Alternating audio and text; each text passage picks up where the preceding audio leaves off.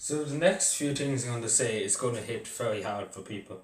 And, we all seen this coming, and I'm afraid, it is very, very likely to happen. So the economy, it was going up for so long, now it's starting to plummet. And it's plummeting hugely. Obviously we're spending a huge amount on the HSE, and we're obviously paying a lot to people who've lost their jobs and everything, which is the right thing to do. But sacrifices do have to be made, and unfortunately, one of the sacrifices, one of the big, huge sacrifices we have to make as a government and as a people, we have to make a sacrifice of our economy. I know it will probably be like 2008 all over again. There'll be less money in the country. People be, a lot of people will, find it hard. I'm not going to say to people it won't be hard. We're going to be back in the recession. We'll be back into the financial crash. But it will be global. Every economy is flatlining at the moment. There's no economies, going up and succeeding. And Ireland obviously will be hit majority hard because we're spending a huge amount. We're spending every penny we can get, on the HSE and on hospital beds and buying hospital beds, buying new equipment, buying everything we can. And everybody would say, it is the right thing to do. Yeah, I do agree. I'm sure sacrificing our economy, for saving people's lives is more important than, having money in the pocket. Because I would rather do that myself. If I was Taoiseach, I would rather save lives than, spending them, care about the economy. The economy can wait until this is all over. But I'm saying to people there will be a huge, after this is over, the economy will be very damaged. Extremely damaged. I don't know will we be completely bankrupt. But the worst thing about it is we probably will have to borrow more money off the European Union, and how did that didn't go too well last time, didn't it? That didn't go too well because we're still in debt to the European Union. And still, we're like little puppets to them because obviously we're in their pocket. It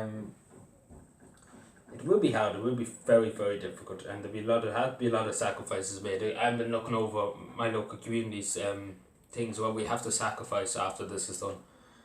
And top thing might have to be the tiny towns. We might have to completely sacrifice everything. A lot. We have to sacrifice a lot. We might not be able to afford flowers or to do any daily little collections or anything like that. We might not be able to afford it. And that's straight out. We might have to cut back, and we have to cut back hugely. Because that's taking a toll on our local economy too. I already have seen it. We've gone down.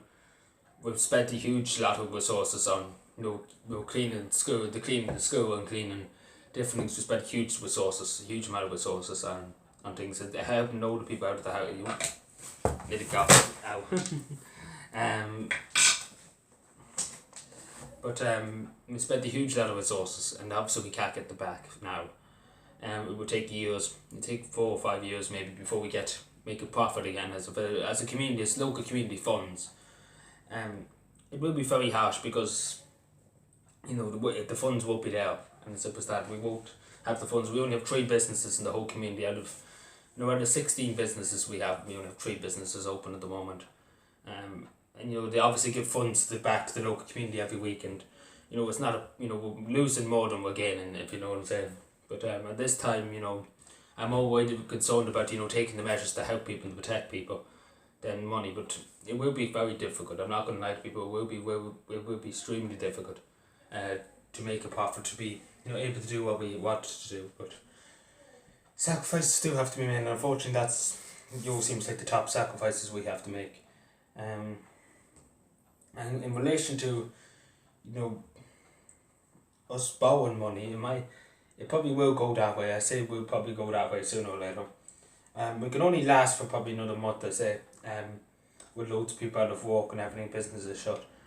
We could probably only last another month. A month at most before we run out of money completely. That's just an estimate. I don't know, but I say that's an estimate because we have a lot of businesses out of work. There's less revenue going into the government, and obviously there's less resources there. And obviously, we're paying huge amounts towards social welfare, the emergency funds and everything. It's a lot of money. It's really, really a lot of money.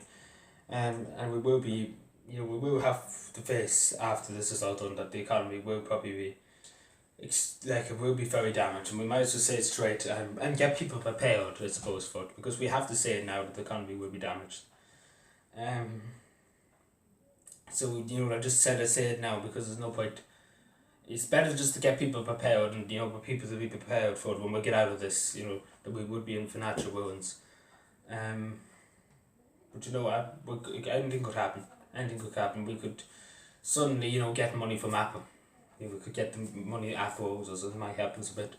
And the big multinational companies, we could just annoy them for money.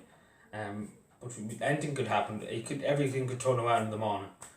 So we can only hope for the best, and prepare for what could come, I suppose, and what might come down the tracks. It could come. So anything could happen. I say anything could happen, and it's just to prepare. It's just to have it in mind, I suppose, and not to neglect it, and just to remember that possibly we will be in it after this is all done.